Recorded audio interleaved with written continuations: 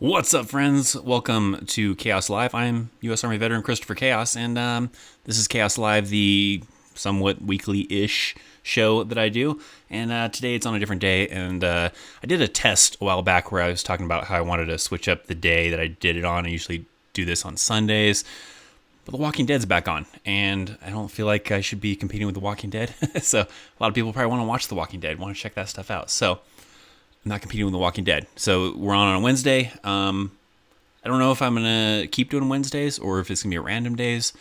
I don't know. I feel like maybe I should be giving people heads up, so maybe I should start scheduling them. But I feel like all the other times when I would schedule them, they seem like they had issues because I think the scheduled streams work a little bit differently than just the random streams, it seems like. Where like the server that they use, it kind of screws up or something. It seemed like I was having problems where it would kind of lag and be all crummy. So here's how this works. If you are one of the awesome people that joined me live, then you can leave questions in the chat and we'll try to talk about some stuff. And then if you are watching this after it was live, you're still awesome as well. And you can leave comments and questions in just the comment section down below. So how this works, I got some topics over here we'll talk about. There's a pizza MRE, talk a little bit about on that. I got a cool new segment that I'm introducing into Chaos Live that I'll start doing. That'll be kind of fun. And then we'll kind of, just answer questions and all that kind of fun stuff. So, what's up, Ghost76 and was it Yitzy F? Thanks for being the first ones into the live chat for this live stream here on a Wednesday. So, that's what we'll kind of work with today. Is that kind of stuff. I got some new equipment as well, so that's kind of also part of this, is that trying out some different equipment. When I did the live test, I think I had the Stream Deck, but it's kind of a cool little thing. It's called the Elgato Stream Deck, and it just allows me to be able to switch between scenes pretty easily and do fancy stuff a little bit more. I don't know, it just makes it easier, I guess. Before, I'd use the number pad and switch the scenes, but now I have this kind of device to be able to do it. Plus, I'm now using my Canon 70D to try it out, but there's a little bit of a weird glitchy kind of thing because the 70D can't stay on past more than 30 minutes. So that's why I had this new segment to kind of give myself a break in the middle to reset that little 30-minute kind of window on the Canon 70D and be able to continue on for the whole hour of this show. But we'll see if this still works out and if that's able to kind of, play out well with this whole live stream and all that kind of fun stuff. So we'll work on it and we'll see how that kind of goes. I have, let's talk about that pizza emery over here. So if I switch, there we go. So I have it up over here. This is from the Army Times. They have a lot of weird MREs. They have like, they had a burrito one at one point in time. That one wasn't that great. I don't know if they still have it around or not. They had a hamburger one. I don't think they have that one anymore. And that one was just like a weird hamburger patty with like these two stale pieces of bread they would utilize. That one wasn't that great either. So now they're trying the pizza one. At first, this was a failed attempt because it came, like they have to test it to make sure it's going to last a really long time. I'm probably going to do a little bit more of an in-depth video on this pizza MRE probably soon. So this is kind of more of a short version of it, but they do this test to make sure it's going to last several years because that's the main thing they have to do is make sure it's got longevity. And it's something to do with the sauce kind of screwed that up to where it wasn't going to be able to last for that recommended time. And the way they test that is I think they like put it inside of a room that's like really hot inside of it. And then after about a month at this temperature is able to kind of give the same kind of results as if this MRE was like really old. So that's how they kind of test it, and they finally found a mixture for the sauce that was able to pass this test, so that way it could last a really long time. So that's how they're able to do it. So they have this pizza. It's going to be Emery number 38, and they'll have it. It says that it was nearly a year ago that they started testing it, and so here you go. So here's some information here, which I'll probably talk about in another video that kind of gives a little bit more information. But they have to make sure it can last a 3-year time span, which I think I've probably eaten some memories that are probably older than 3 years. I don't know. I think I saw. I don't think this one. I don't know if this one talks about it, but I think it's next year that they plan on having it out by. So if any of you end up joining the Army anytime soon, maybe you'll get a chance to experience the pizza Emery. And if anybody out there does ever get a chance to experience the pizza emery, be sure to leave a comment somewhere on one of my videos. Maybe come back to this one or something else and let me know, what you thought of it and stuff. So let's come over here. Let's go over here to the chat. What do we have going on in there, chat? What does the Army teach for martial arts? And is it a standard, more combat focused, legit? Just got to fight, so it's on my mind. Just got in a fight? Oh, that sucks, man. They teach. So when I first came in the Army, it used to be like this crummy kind of hand-to-hand combat where it was like you did some hip throws and you did some like scrapes to the shin by kicking the person and a couple like basic stuff. Now they actually go a little bit more advanced and they do Gracie Jiu-Jitsu is one of the main things. So they teach some basic stuff in basic, I think now for it, but then also later in your Army career, people have a chance to go through what's called Army Combatives. And Army Combatives teaches different levels of the course. And the first level is just a lot of Gracie Jiu-Jitsu stuff, how to take a person down, how to get them an armbar, how to get them in a chokehold. There's a little bit of blocking that they teach. They don't really teach a lot of striking. It's mostly like ground stuff, like how to do submissions in level 1. I think once you get to level 2, it's more focused on striking. I only did level 1, so that's as far as I did it, was from level 1 and learned some of that stuff. But that's kind of about as far as they go with some of that stuff. But you can still learn quite a bit. You can even actually compete in the Army and do combatives if you wanted to. Like if you wanted to take it all serious and go through and, learn several different levels of combatives and then basically do MMA in the Army, you can do that. And they have little competitions where soldiers can kind of compete and stuff. Ghost 6 just went to MEPS last Thursday, and what an eye opener! Yeah, how'd it go? How was MEPS? Did you get a good job? Did you find something cool to do? Hopefully. So the pizza emery, can't wait to try one. Yeah. So if any of you ever try the pizza emery, make sure to let me know. Let me know how it goes. How does it taste? I imagine it might taste like old pizza. I don't know. I don't know what that's gonna taste like. That might be kind of weird. So hope I get to try that emery. I leave in less than a week for basic training, Fort Jackson, and then AIT Fort Lee. Awesome. Good luck to you. Have to make sure you come back, leave some comments in a video. Say, hey, I was there for the live stream, and I said I was going to basic training, and it was great. They have, so the crazy thing, I was talking to a coworker, he's got a brother who's going through basic training right now, and I guess their basic training has, a Facebook page. And so the Facebook page will kind of give updates as far as what week they're in for this class and everything. So that I think for each individual unit has their own Facebook page. So that way parents and friends and family and all that stuff can follow the progress of their son or their husband or wife or whatever the case might be through this Facebook page. And you can see what phase they're currently on. And they'll post pictures periodically of some of the training that's happening. You can find your level 1 or your friend. So if you are someone who's going to basic training at some point in time, look to see if they have a Facebook page. You won't really know what unit you're going to, I guess, because you're going to show up, you're going to go through it in processing, and then you're going to be all divvied up into different basic training companies and all that stuff. But if yours happens to be one of those that has it, maybe tell some friends and family, hey, keep an eye out for this. Maybe they tell, I don't know if they tell you which company you're going to and tell you that you can tell your friends and family to follow this particular company on Facebook and you can get updates. But I thought that's kind of cool. They obviously didn't have that when I went through basic training in 1999 because social media wasn't a thing back then. But it's kind of a cool little deal that people are able to kind of do and all that stuff. So that's pretty cool. Is it worth it to train martial arts before? I don't think it gives you really that much of an advantage if you were to train in martial arts before joining the Army. You can learn some of the stuff while in the Army, but it's not really going to give you any kind of advantage in the Army if you were to learn martial arts and self-defense prior to, unless you wanted to do some of that stuff like the combatives course, or not the combatives course, but like the combatives competitions and all that kind of fun stuff. So it just kind of on that end, but I think that's about it. What else we got?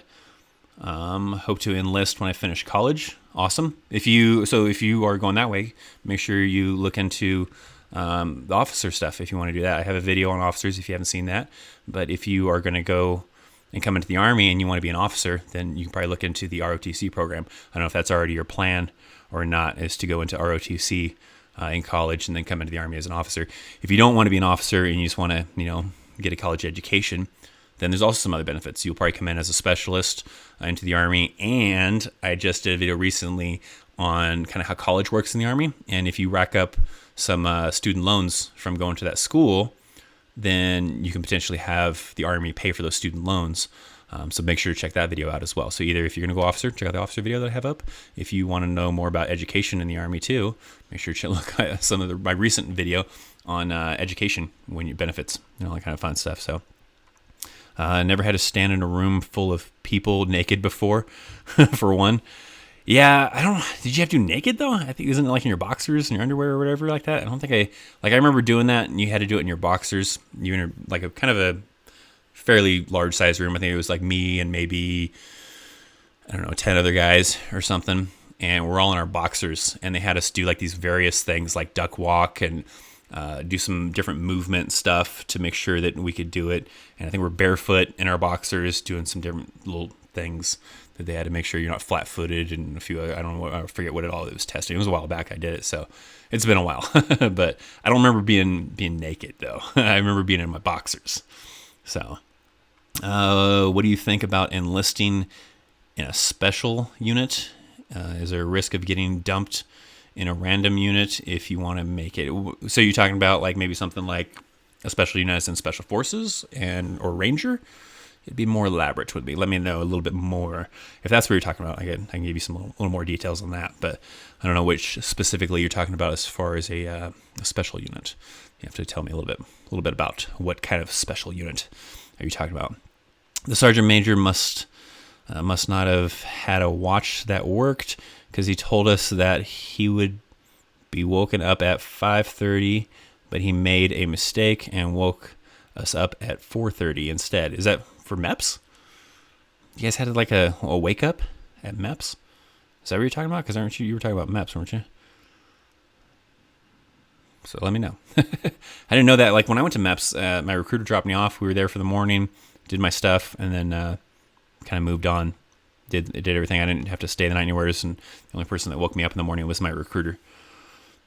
What are the benefits of officer options? I would like 11 X-ray or at least Ranger. I'm doing a primary online degree, so I don't have much debt.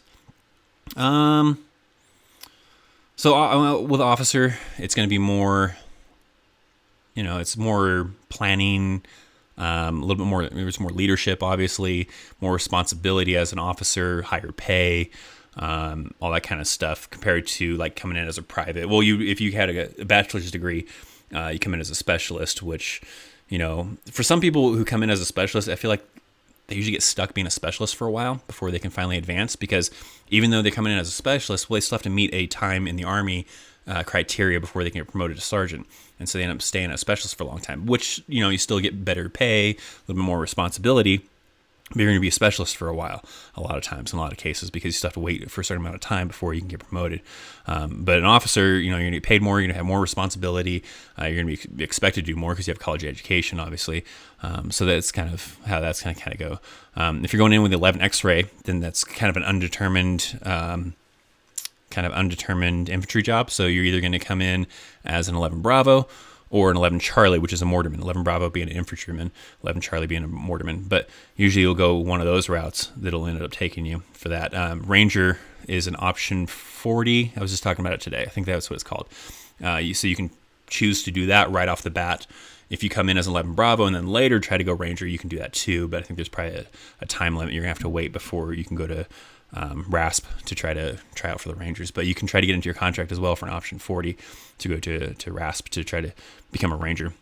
And then you're talking about Ranger and Special Forces. So like if you do the option 40 for the Rangers, I think it's called option 40. You might have to verify it, but I think it's called option 40. If you go into that to go to Rangers, you try out for the RASP, but you don't make it, and you're going in as straight out of the military, out of the Army, or straight into the military anyways, right off the streets, and you don't make it, then you're going to become an 11 Bravo probably, maybe an 11 Charlie, if you don't make it through RASP. If you make it, then obviously you'll get assigned a unit with the 75th after graduating RASP. And then same with Special Forces, you're going to go through, I still got to put together a video. I keep on saying I'm going to put together the Special Forces video, and I get a lot of comments, people asking about the Special Forces video. I'm going to do it. It's a lot of a lot of research is kind of involved because there's a lot of like things kind of involved with special forces and how to become that. But coming in straight from the Army, you go through like this pre-special forces training that you go through that you don't do if you're already in the Army. But if you're coming straight into the Army for the option, the 18 X-ray option to go special forces, then you have to go to this kind of pre-special forces training. And then if you graduate that, then you go SFAS and all that stuff. But if you fail all that stuff, then you also going to become a 11 Bravo, maybe an 11 Charlie. So like one of my friends who did this, he recommends that, if you don't want to be a mortarman, if you don't want to be an infantryman, go in the Army as something you're going to like. Do that for about 6 months to a year, because I think you still have to wait about 6 months or so before you can put in for special forces or ranger, and then put in for that. And then that way, if you don't make it, then at least you get to go back to a job that you like. But if you're cool with being 11 Bravo, then you can still go in that way. But it's a tough school. The reason why Rangers and Special Forces are pretty high-speed dudes is because the training is pretty tough. So it's a tough thing. We had a towel around us while waiting in line, but during the physical exam, we had to remove our towels and get checked for hernias and other stuff. I think when it got to that part, when I was in MEPS, I think I was individual. I don't think I was in a group for like checking for hernias and all that stuff. I want to say I was in a room alone or with another doctor, and they did the checkup that way. I don't think I had to do it in front of a bunch of people. That'd be horrible. In MEPS, we stayed in a hotel, groups of 4 to a room. That's kind of rough. Yeah, so I had a crummy deal when I went to MEPS. My recruiter, he was probably cheap, probably didn't feel like driving down to Los Angeles from where we were at because it was still another 3-hour drive down there. And so he had me stay in the recruiter station. I slept on the couch in the recruiter station. And then in the morning, early in the morning, like at, I don't remember, 4 in the morning or something like that, pretty early, so that we get there in time, he came by the recruiter station, picked me up from sleeping on the couch, and then we drove over to MEPS. And then I did the whole MEPS thing. But yeah, it was ridiculous. It was sort of fun. Curfew wasn't until 2200 hours, plus we got a free hot meal for supper and free hot breakfast. So that's good. I think, like I said, when I was doing it, what city was that? It's in California, because I'm originally from California, by the way, if you were unaware of that. And my MEPS was in Los Angeles. And we went, it was in, oh man, I can't remember the name of the city. But since I was in the recruiter station, I just walked down the street to, I think, a McDonald's or Burger King that was down the street, and that was my dinner. I was dating this girl at the time that I, used the recruiter's phone there to give her a call and say hi, and call my parents and say hi at that night, and then slept in a sleeping bag on the couch. So it was pretty crazy. What is the real difference between a SEAL or a 75th Green Beret, or 75th or Green Beret?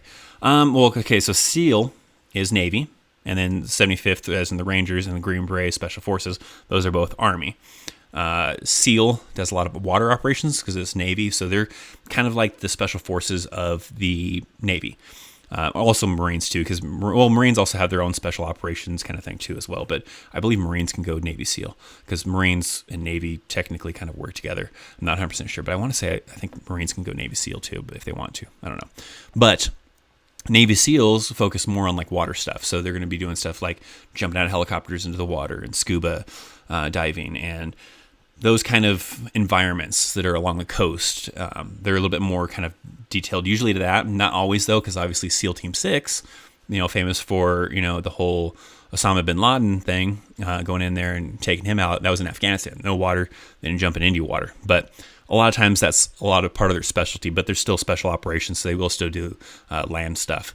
But I think they just get a little bit more heavily focused on water operations and boats and stuff like that, but they'll still do the land operations, with the example of the SEAL Team 6 going in for after Osama. And then Rangers, Ranger, their mission is still a lot of that kind of high-speed land stuff that they'll do. They have some recon elements. I don't know how to explain the Rangers too well.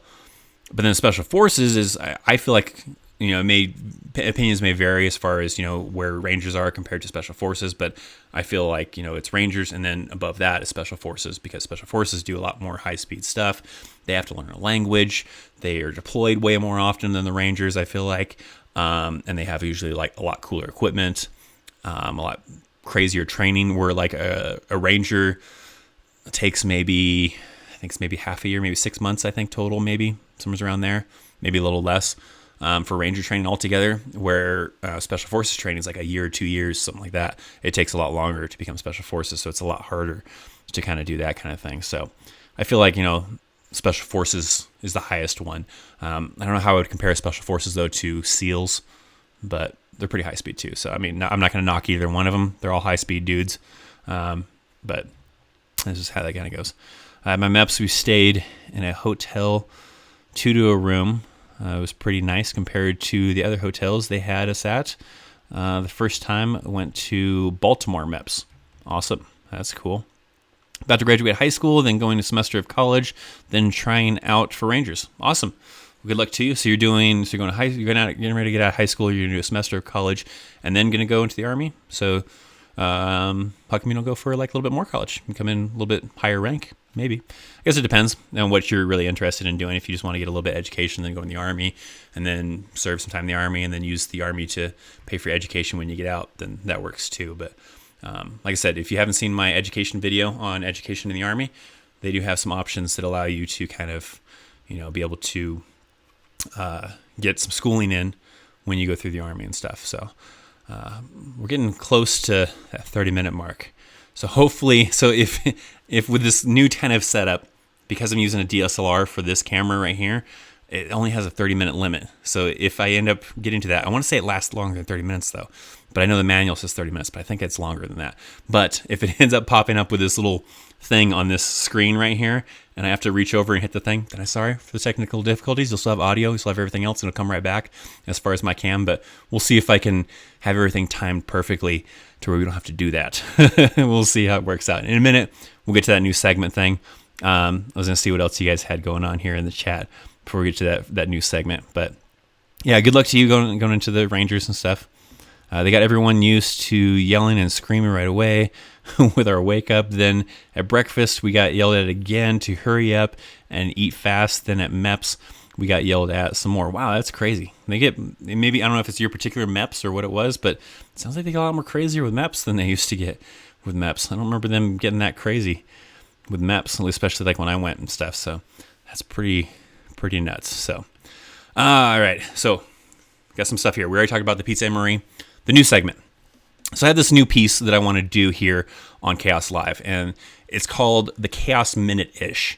The idea is that roughly a minute-ish, I got a cool little piece that kind of either gives some tips, gives some kind of advice, or maybe shares an experience or a memory with you guys. Either it would be from another Army veteran, an active duty person, maybe just stuff from myself that's kind of put together as a little segment. And it's about a minute-ish of a little video, but it's really just to give me a chance to go and hit a couple buttons on the camera so it doesn't go to sleep on me. But it still gives you guys some great information, I feel like, too. So this very first episode of the Chaos Minute-ish features a friend and coworker named David. And he was 11 Bravo, went airborne and all high-speed stuff, and he went to airborne unit and did a lot of cool jumps, including one inside of in Australia. He got injured during it, but he still got to do a cool overseas foreign country airborne jump. But in this video, he's going to give you share a little memory with you guys about his very first jump in the airborne. So check it out.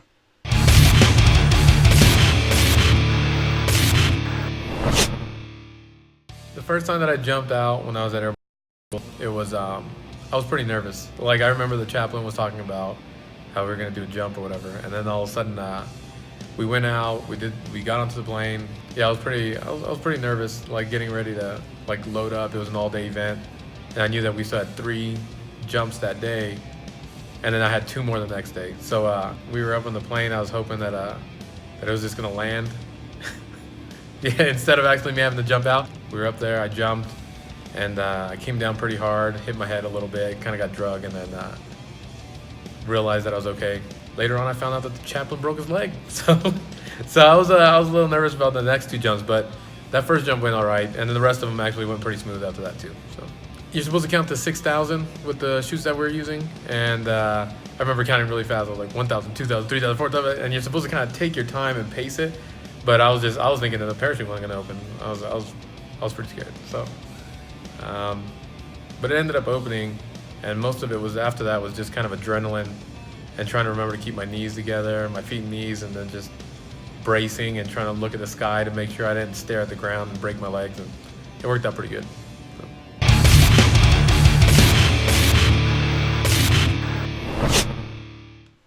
All right, so there you go. That was David giving his little story about his very first airborne jump. So what do you guys think? Let me know in the comments what do you guys think about this new little segment, this Chaos Minute-ish. What do you guys think of David's story about the very first time he jumped out of an airplane in airborne school? I'll probably eventually do a video too on airborne school. I don't have a video on that to kind of give you guys a breakdown of what airborne school is like and all that stuff. So I'll work on that, probably along with air assault, maybe even a video on EIB course. But before that, of course, I got to do the Special Forces video. So Special Forces video will come before all that stuff because you guys really want that, and I really want to make it for you guys. So I'm going to make sure to do that as well. So the only time I really got... Oh, wait, hold on. There's a question before that. Where was it at? Would you be able to say how we get our bonus? I got a 10K bonus, but have no clue how I'll be getting it. It varies. In some cases, you'll get it all in one lump sum after you complete basic training AIT.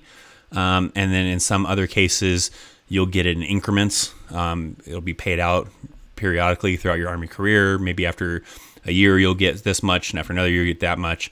And it just kind of depends on different circumstances of how they do it. Usually, they should tell you, I think, how they're going to kind of break it out in increments of how they're going to give it to you. But those are usually the two common ones I see is either if it's under a certain amount, I think it is, or something like that, you'll just get it as one lump sum after you've completed all your training, after you've done AIT and basic training, and gone to your first unit. And then other cases I've seen where people have gotten like larger bonuses and they won't give them to them all at once. I don't know if they're just afraid you're going to like blow it on stupid stuff or what. I don't know. But they'll give it to you in increments over the next over the next couple of years. But I think they should lay it out to you. So when you go to sign your contract, they should have it in there how the bonus is going to work when you're going to get it. If not, ask your recruiter. Hey, how does this bonus work? When am I getting it? Am I getting it right away? Am I getting it a little bit later? How's that going to kind of go? So that's just something you probably have to just kind of check with your recruiter as well. The only time I got really nervous was trying to pee while being watched and hearing them yell to the other people on where, how, and when to place their urine sample down. That's horrible. So, by the way, that doesn't end as far as doing the peeing in a cup thing from MEPS. You're going to do that again, probably in the Army. I don't think I ever did it like in basic training or in AIT, but you do it so many times to your unit. They're going to do random piss tests and urinalysis, and you're going to have to go and show up to work super early in the morning or however it works during formation. They'll call it your number, like the last, if your last four of your social security number ends in, 7, then all those people have to fall off to the side of the formation and you have to go pee in a cup. And they'll do that often. And that still has to be watched by somebody. You'll have usually a non-commissioned officer, a couple of them that are designated for, pee watchers, I guess you can say. They're called, UAs, urinalysis. Well, that's what the urinalysis is called. But I forget what the pee watcher guys are called. But they have to go in the bathroom with you, and they're supposed to watch you peeing in the cup to make sure that you're not using like a bag of fake urine or anything like that. And the girls stuff do this too, but they have a female that will watch them do it too, but the females have to watch them pee in the cup and, bring their sample back and all the stuff like that, and they'll test it for, drugs. And then if they find drugs in your system, well, then you're getting in trouble. So it's not a good thing. So don't do drugs, kids. Don't do drugs. What level of math did they test on the ASVAB? I don't remember. It's been such a long time since I did the ASVAB. I did the ASVAB in 1999, so I don't know how much the ASVAB has changed since then. I'm sure it's changed some. I doubt that it's the exact same ASVAB that I took in 99, and I haven't seen what any of the recent ASVAB tests look like, so I couldn't tell you as far as that part goes. But I don't know what level of math they teach or they test you on. They should have online. I've seen it before where they have like these practice tests for ASVABs, and you can kind of do some of these practice tests online. So I would just Google that, do like a ASVAB practice test, and I'm willing to bet they have some stuff on there. Like right now, if I come over here and Google that, let's see. I'll give you a heads up. Army, or no, it won't be Army because it's actually military specific, but ASVAB, and let's see. Yeah, so there's a couple of sites look like they offer free ASVAB practice tests and all that kind of stuff. So if you just do a Google search for ASVAB tests, you have quite a few different ones that'll pop up. So it'll allow you to kind of take some different practice ones to kind of practice taking the ASVAB. And the nice thing too about that whole thing is like if you don't score very well in the ASVAB to get the job that you want, then you can retake the ASVAB and try to score higher. So that way you can actually, get the job that you were looking for to get. So don't stress it too much. I mean, study hard and, so you can get the job you want. But if you don't get as good of a score, you can always retake it and try again. It's going to take a little bit more time, obviously, than maybe you were planning for, but it just depends. So Go 76, I like the Chaos Minute. Yitzy F says Chaos Minute-ish is a great idea. Some great info and stories. Love it. Awesome. So this will be something I add probably into each episode. Hopefully, I'll try to do it in each episode. We'll see if it's something I'm able to pull off to tie into every episode. But I like the idea, that it kind of gives you guys some kind of stories and advice other than just from me, from all like other friends that I have that are, Army veterans or contacts or whatever that kind of help you guys out. Give you guys some stories and stuff. But I even thought about like David that you saw in that Chaos Minute-ish, maybe doing an episode with him. We're both here and we're doing the episode together, and you can ask questions back and forth between the both of us. He's been through SF training, so he can answer those questions for SF training. He was also in 11 Bravo, so you can answer a lot of 11 Bravo questions, airborne questions, even being in an airborne unit type of questions. A lot of cool stuff. He's done some good stuff. He even did some PsyOps stuff too. But he can give some good advice. So I think maybe at some point in time I'll pull David in and he'll do Chaos Live with me, and you can ask us both questions and we'll have a little chit chat, me and David, about some fun Army times and some fun Army memories and all that stuff. So why did you leave the Army, and if given the chance, would you come back? So I left the Army. I've told this story probably a bunch of times, but I understand that not everybody has seen all my videos or all of the Chaos Lives or anything like that. But I left the Army because I just got kind of tired of it. I wanted a change. At the time when I was in the Army was kind of on pace to basically do a deployment pretty much every other year. I had gone to Iraq, came back from Iraq, and about a year later went back to Iraq again for a second deployment. And that one was 15 months. The first one was only 12. The second one was 15 months. So that was even worse. And when we came back from Iraq after that one, they were talking about us going to Iraq or Afghanistan in another year. So I didn't want to do that. I was afraid that this was going to be the new kind of thing in the Army, was to basically every other year deploy to either Iraq or Afghanistan. And I wasn't really all about that life. And I'd been in the Army for a while. I'd been in the Army a little over 10 years, and I was ready to get the heck out and do a change. And I didn't even intend to stand that long. I was originally only going to stand for 4 years and then go to college after I served 4 years in the Army. But situations kind of left me stuck to where if I had gotten out of the Army at the time when it was available, then I would have been in crappy situations based on where I was stationed and different other circumstances. So it was kind of tough. But no, I would not go back in. I definitely love the civilian life. One of the big ones is I love having facial hair. Ever since I got out of the Army, I have had facial hair since getting out. Other than one time I decided to shave it off just because I'd tried it out, hated it, regretted it, and haven't shaved it off since then. But I like that. I like the freedom that you get from it. Now, I'm not saying like don't join the Army because it sucks. There are times that suck, but overall, the experience was good. I learned a lot from being in the Army. Got a lot of good experience, and because of being in the Army, I have a great job now. So it did definitely open up some doors for me and provide some good training, some good experience, some good memories, and all that kind of fun stuff. But I would not go back to it doing it. So. Let's see, where did we leave off? Recruiter also told me the ASVAB practice scores are usually lower than what you'll actually score since they pick harder questions for the practice. That usually makes sense. That's how usually a lot of times tests will be online for practice ones, is they try to make them harder. That way when you go to actually do the real one, it's easier than the one you did.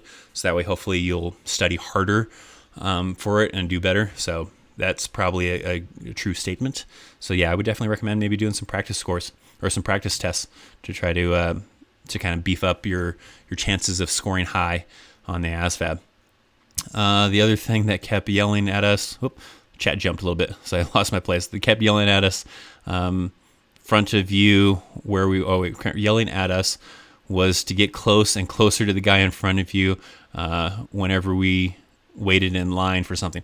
Yeah, that's a big thing. Sorry if there's any young children watching this episode, but they would always say, nuts to butts. It was like the term that a lot of people would use, and that means, hey, you need to tighten it up on this line and shorten up the distance because we need to, get you guys a little bit more organized, save a little bit of room, get everybody into a tighter line and all that kind of stuff. And that was the term that people would use. So it's kind of funny.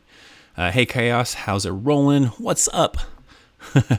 What do you think about the green card resident entry weight new policy, I believe? Yeah, they have a thing now where if you are not a U.S. citizen, then you have to go through a little bit more in depth of a process by having a green card before you can go active duty. If you are trying to go reserve or National Guard, you strictly can't go reserve or National Guard. If you have a green card, you have to have U.S. citizenship to go reserve or National Guard. But if you have a green card, you can go active, but they do a little bit more of an extensive background check on you to just kind of get you checked out better before you go into the Army. So it is a little bit stricter standards for someone who wants to do that. I've known a couple of people in the Army that came in under those circumstances before it was really strict, though, and came into the Army with a green card, and then while they were in the Army, worked on their citizenship, to try to get that, and then eventually became a U.S. citizen while they were in the Army and everything. So it's a good opportunity for someone who is, not a U.S. citizen who wants to serve in the U.S. Army and may hopefully probably become a citizen. I think it's required to, at some point, you have to become a citizen. I don't know for sure on that policy, but I think at some point in your Army career, if you come in with a green card, that you have to get your citizenship at some point. So I think that's how it goes. How do I know if I can trust my recruiter? I've heard a lot of interesting things recruiters say or /do. Yeah, that's always an iffy thing. People always say, that your recruiter could be lying to you because they're just trying to get numbers. They're just trying to get people to come in the Army. I think they've lightened up on the restrictions. They used to have it, or not restrictions, but the policies where, recruiters used to really get in trouble if they didn't meet a certain amount of numbers per month and all that stuff like that. And I think that caused a lot of recruiters to lie to people to try to get those numbers, to get those people to join the Army. And, I think they've lightened up on that and they don't really have that quota anymore, but I'm not 100% sure on that, if they've gotten rid of that. But I think it just comes down to sometimes doing some research, so a recruiter tells you that, hey, this is what this is like in the Army. So if you join, it's going to be great and fine and dandy. And then after you get that information, just take to Google and Google that stuff. If it's something about Ranger School, something about being a specific MOS, then Google that stuff and try to see if it matches up, because it's good just to, kind of double check that stuff. I don't know if the recruiters are still kind of like that, where they're having to meet those quotas and they're, making crap up to get numbers in. But I want to say someone told me they got rid of that and they kind of lightened up on that, so that way it's not so horrible like that. So one of the things I want to get to in this episode is we have a featured question. Featured question comes from David Wagner, great viewer. I see him very active in the comments and stuff, and he asked a great question. Asked, what do you think about the new rule, be deployable or sent packing? So the Army has this new rule where you have to be deployable to stay in the Army. Before, sometimes they'd work around it. If you were injured, you had some kind of psychological thing, you had something going on to where you couldn't qualify to deploy to a combat zone, then you would stay behind. They would put you maybe in another unit, that wasn't deploying and all that kind of stuff. And now they're, being a lot more strict on those kind of rules and not having that anymore. Now they're making it to where if you're not deployable, then we're kicking you out of the Army.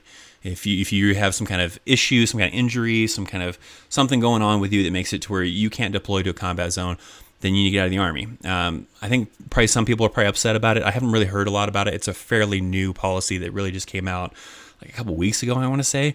The Army announced this new policy. And I don't know. So I don't know if there's a lot of people upset about it or if across the board people are, understanding of it.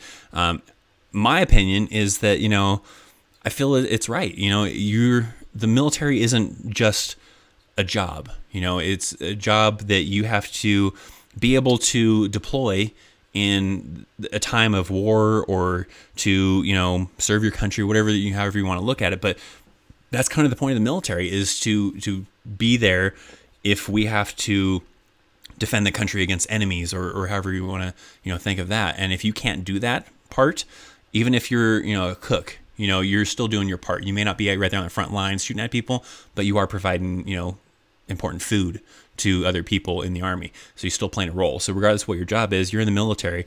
That's your job, is to do that kind of stuff. So I feel like, it's important to be able to deploy. And if you can't deploy, then you're just milking the system probably to, get the free education, to get the paycheck, and it's not really what the military is intended for. So that was the featured question for this episode. Comes from David Wagner. So if you have a question, make sure to, leave it in the comment section if you're watching this afterwards. If you got a great question, then maybe it'll be featured on the next episode. If it's on another video, it's still a chance to, because I think this question came from another video. But you could possibly, get featured in the next episode for me to talk about your question and all that kind of stuff. So make sure to, leave those awesome, amazing comments and all that kind of fun stuff. So what else we got? I'm trying to catch up here on the chat. I thought it was only Army sergeants there, but they had people from every branch, and they even had some officers there, like the doctors and medical staff. Are we talking about MEPS still, I think? I'm not sure what you're talking about. If you're still talking about MEPS, yeah, I mean, everybody, Army sergeants. I don't know what you're talking about. I'm lost a little bit on this after it kind of jumped around a little bit, and they kind of came back. Center 7 Productions, what's up, bro? So this is a great job. Thank you. Thank you very much. Center 7 Productions, if you want to go check out his channel. Cool stuff. Good dude. Does some cool, great music stuff for the local Colorado Springs area. So if you want to check out his channel and see some great local music, maybe you'll find a band that you didn't know that you liked, that you didn't know about, and maybe you like it. So check them out. Thanks for all the answers and great videos, bro. Love the channel. Keep them coming. Thank you. Thank you for coming here to Chaos Live and checking out my videos and all that kind of fun stuff.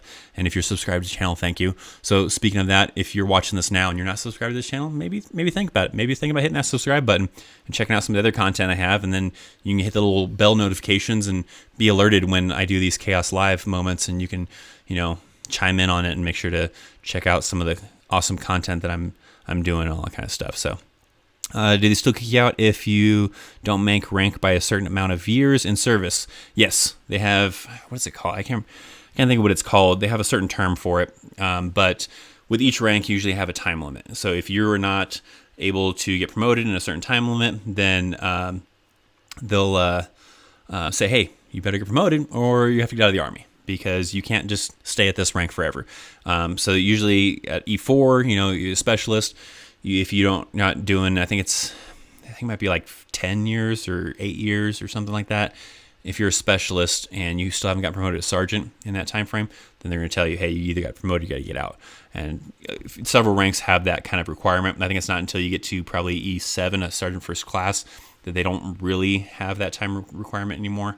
But I don't know for sure like what the time requirements are and everything. But they do still have that, where you can't just hang out at a particular rank. So you can't just be a specialist E4 and do 20 years in the Army and retire as a specialist and never have any kind of leadership responsibilities or anything like that. I remember like when I was first in the Army, they were a little bit lenient on these rules. And there was a guy in my very first unit. He was a E5. He was a sergeant, and he'd been in the Army for 15 years. And so that's a long time to be in the Army and only be a sergeant. So that was pretty crazy. I was like, man, thank you. I'll get you back. That's cool, man. I'm abroad and it's 5 a.m. Got to check out now. Oh, well, thanks for hanging out. Thanks for checking out from the other side of the ocean or wherever you're at. 5 a.m. is pretty early. That's what time I have to get up tomorrow morning to go to work for the schedule we're doing this week for some exercise stuff. So I feel you. But 5 a.m. is when I'm waking up. You've obviously been awake before that, so thanks for hanging out. Thanks for watching. All that fun stuff. What non-commissioned officer MOS do you think would fit for a criminal justice degree in the military? Well, you can be an MP. You can be in the military police. They actually have police officers in the Army. So if that's what you're talking about, what non-commissioned officer? Well, yeah, so be enlisted, really. I mean, because you have to work your way up to becoming a non-commissioned officer. You won't just come in as a non-commissioned officer. You have to work your way up to be a non-commissioned officer, but it's an enlisted. You can be either on the enlisted side or the officer side, but if you're talking about being on the enlisted side with something with criminal justice, then you could, be an MP. They have a few other kind of jobs with MPs. You don't necessarily have to be a guy who's, patrolling the streets and doing all that kind of stuff. You can be a dog handler because they do have canines in the Army for like the military. So you can do that kind of stuff. So if you're interested in kind of using that criminal justice stuff, then you can go into the Army as an MP, as a military police. I don't remember what the MOS number designator is though, but you do have that option. And if you do have a criminal justice degree, you probably get to come in as a specialist, but you may be specialist for a while before you can move up to being a non-commissioned officer. So that just kind of depends. I've been to 48 states. Colorado Springs was chilled, great place to live. Yeah, I love it. This was my last duty station. I was stationed on Fort Carson for my last duty station. Got out of the Army here, and I liked it, so I decided to stay. So it was pretty cool. So next little thing I want to get to on here is a shout out. I have shout out to was it Jay the Vorn? I always kind of sometimes screw up his pronunciation of his name, but I believe that's right. He's a longtime viewer of the Chaos Live and Christopher Chaos channel. Very active in the comments and everything like that. And he was an awesome dude and picked up a cool Chaos t-shirt. And so I wanted to give a shout out to Jay the Vorn for being awesome and picking up this cool Chaos t-shirt. And if you are interested in getting your very own Chaos t-shirt, well, that is an option that's available to you if you would like.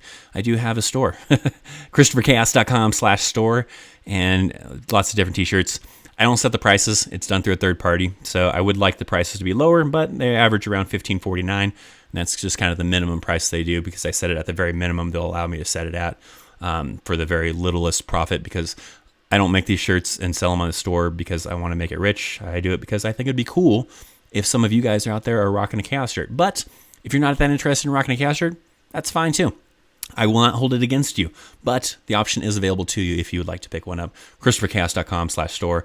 Lots of different options and stuff inside of there. But thanks to Jay the Vorn for being an awesome dude and picking up a Chaos shirt. That one that he got was the one of the newer ones that I designed with the digital camo pattern kind of a thing. So it's pretty cool of him to pick that up. And he's not here today. Normally he is, but I think that's when we do it on Sundays.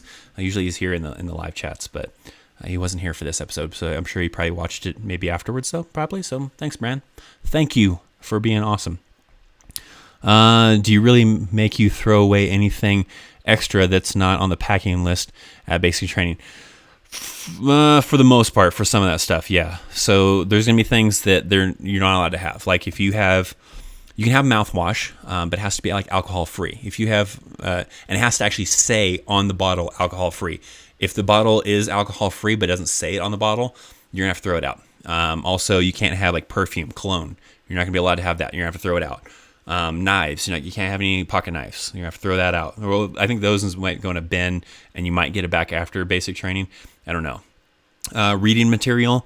You're not going to be allowed to have that unless it's, I think, military related. I forget how that kind of works, though. But yeah, for the most part, most of this time, if you have something other than what they have on the packing list, they're going to do a shakedown when you first come to basic training. You're going to dump out your bag, and they're going to make you go and hold up stuff. So they're going to be like, all right, if you have this, hold it up, and they say that, go ahead and put it in your bag. And then they're like, if you have mouthwash and it's not alcohol free, bring it up here. And then at the end, you'll have leftover stuff. If you have leftover stuff that they haven't called off of the list, they're going to go around and check that stuff out and see what it is that you have left over. And then if it's stuff you're not supposed to have, then you're going to have to toss it in the trash. So, like when I went to basic training, cell phones weren't really a big thing. It was still fairly new. I mean, this is 1999, so cell phones weren't as widely used here. They do, I think, allow you to bring your cell phones to basic training, and what they're going to do is they're going to make you stick it in a little box, and they're going to store it away from you.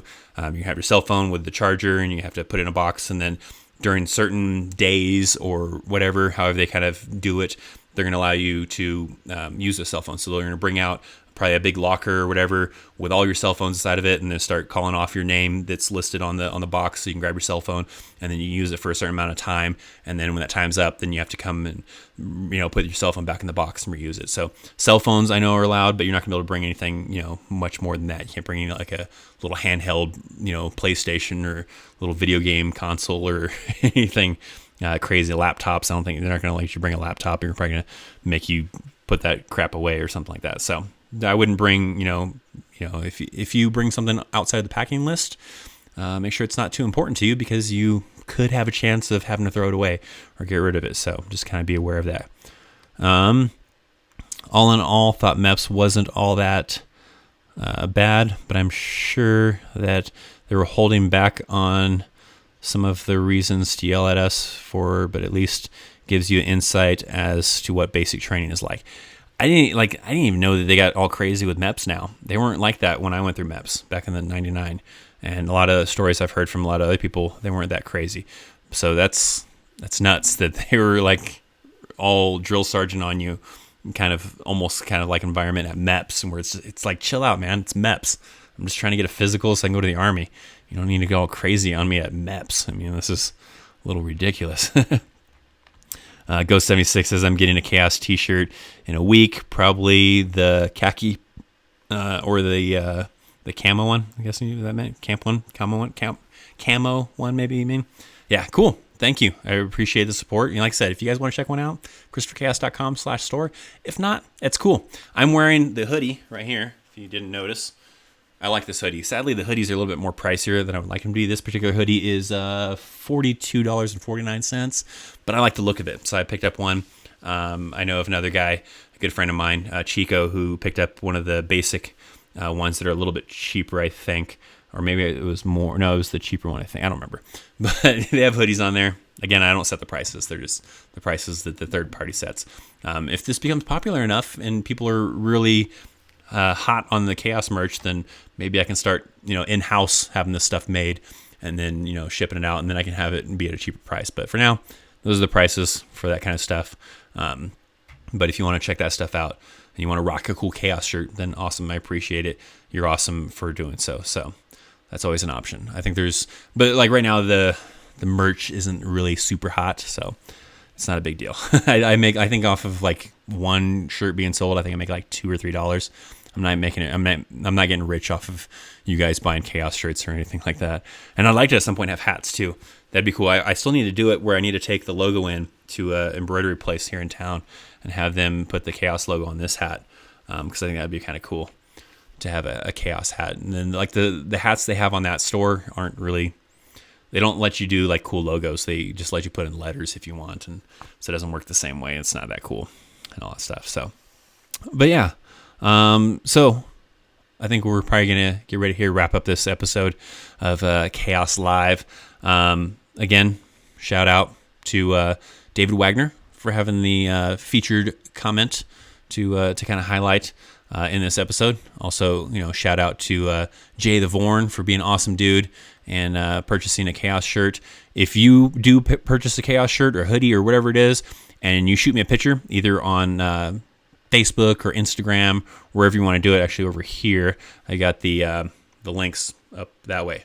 So if you want to follow me on like Snapchat, Instagram, Facebook, Twitter, whatever, and you do happen to get like a cool Chaos shirt and you want to, show off that, hey, I got a Chaos shirt, and you don't mind, you're not camera shy, and you don't mind being featured on here, then I'll, throw your picture up on here and say, thanks for being awesome and buying the Chaos shirt. So make sure to hit me up if any of you do end up buying a Chaos shirt or anything like that, or just hit me up in general. That's cool too. If you just want to like me on Facebook and follow me on Twitter and follow me on Instagram and find me on Snapchat. I'm not super active on Snapchat. I need to be a little bit more active on Snapchat, but I'll work on that. We'll work there, and we'll get up to that kind of part. Also, thanks to David for being the first guest for Chaos Live-ish and all that kind of stuff. And so hopefully next week when we do this again, then I'll have another person to feature. I'll try to probably schedule the next one just to give people a little bit more, better of a heads up as far as when the next live one is. Maybe aim for Wednesday I'm not 100% sure, but I'll try to schedule it so that way you guys can set reminders to say, hey, I want to be reminded of the Chaos Live, so that you can check that out. So, but yeah, thanks for hanging out, guys. I really appreciate it. If you have not already done so, make sure to hit that thumbs up button to say that, hey, I like this episode. If you were not watching live and you watched it afterwards and you still have questions, make sure to leave them down in the comments down below, and I'll try to get to those as well. And of course, if you are not subscribed to the channel, you should probably do so. You should hit subscribe, hit that little bell icon, so that way you can get notifications that, hey, Chaos Live, Christopher Chaos is live right now, and you can join in on these things live with me and hang out and be awesome. You're probably awesome anyways if you watched this far. I'm going to go ahead and just call it now. You're awesome. Thanks for watching, guys. Until next time, I'm Christopher Chaos, and I will see you next time. See ya.